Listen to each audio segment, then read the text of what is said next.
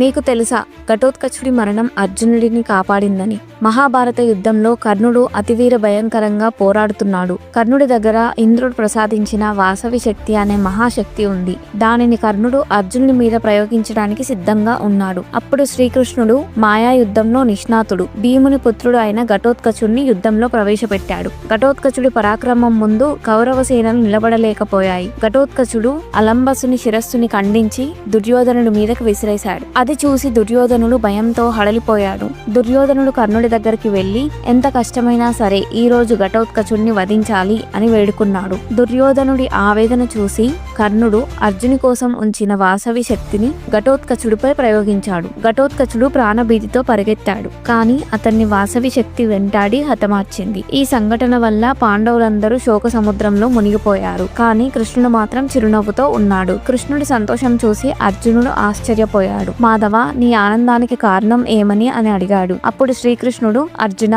నిన్ను నేలకూల్చే మహాశక్తి ఈ రోజుతో అంతరించిపోయింది. దీనితో కర్ణుడి ఆయుర్దాయం కూడా తగ్గింది అని చెప్పాడు.